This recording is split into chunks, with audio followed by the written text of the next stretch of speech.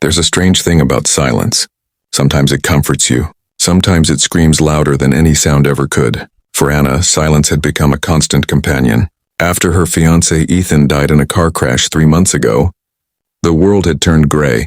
She had stopped painting, stopped answering calls, and stopped meeting anyone. The only thing she hadn't stopped doing was listening to the voice message Ethan left her the night he died.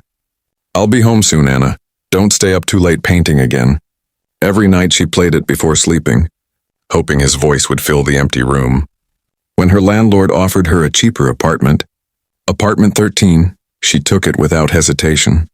She didn't care about the number or the building's strange reputation. All she wanted was to be alone.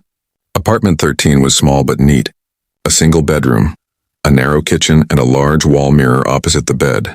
The mirror was the only thing that didn't belong. It looked ancient, with a black wooden frame carved in strange patterns. The landlord told her it had been there for decades. "Part of the house," he said. "I wouldn't recommend removing it." Anna didn't care. She was too tired to argue. That first night she woke up at 2:47 a.m. There was a faint sound like someone whispering her name. "Anna." She looked around, nothing. But in the mirror, she could swear she saw movement, like someone standing behind her. She turned quickly. No one. The next morning she brushed it off as a dream, but the mirror stayed heavy in her thoughts, pulling her eyes toward it again and again. 3 nights later, Anna woke up again at the same time, 2:47 a.m. Only this time she clearly heard Ethan's voice. "Anna, why did you leave me?" She froze. The room was dark, the only light a thin glow from the street lamp outside. Her heart pounded as she whispered, "Ethan." The reflection in the mirror flickered. For a split second she saw him, pale, sad, standing right behind her.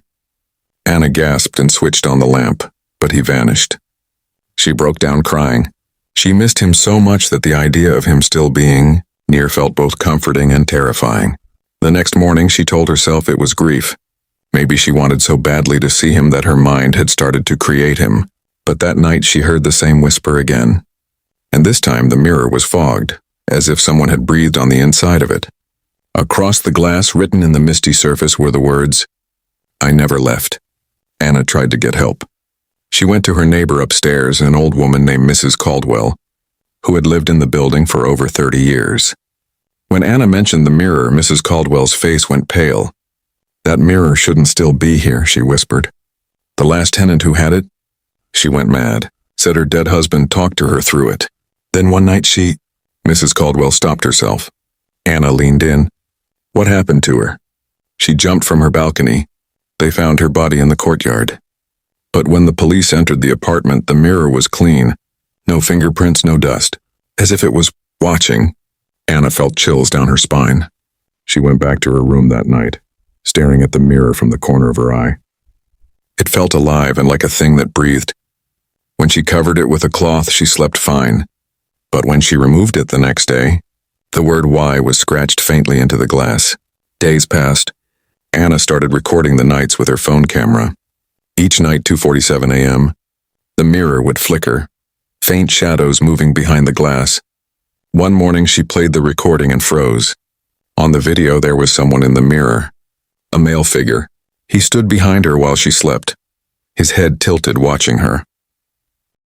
When she zoomed in, her heart stopped. It was Ethan. She began talking to him through the mirror. At first he didn't respond.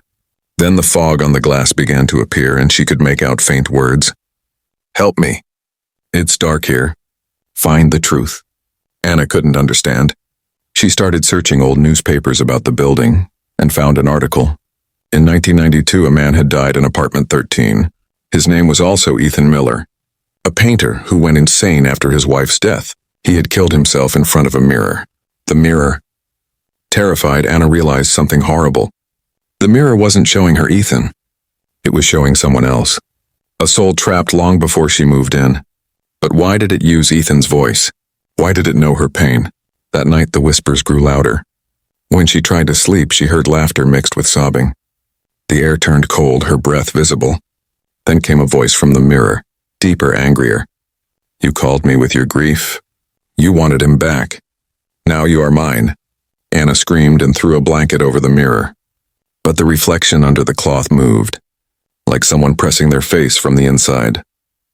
The next morning she called the landlord and demanded the mirror be removed. The landlord sighed. "I told you not to touch it. Every tenant who's tried to remove it has disappeared." Anna recorded a final video on her phone that night. She sat in front of the mirror, tears in her eyes. "Ethan, if you can hear me, I miss you, but I can't do this anymore. Please let me go." No answer. Just her own reflection. Then, movement. The reflection smiled, but Anna didn't. Her reflection lifted a hand and pressed it against the glass. Anna stared, trembling. When she reached out and touched it, the surface rippled like water. She gasped and tried to pull away, but her reflection's hand grabbed hers and yanked her forward. Her phone fell, recording everything. The mirror went still. 2 days later, Mrs. Caldwell knocked on Anna's door. No response.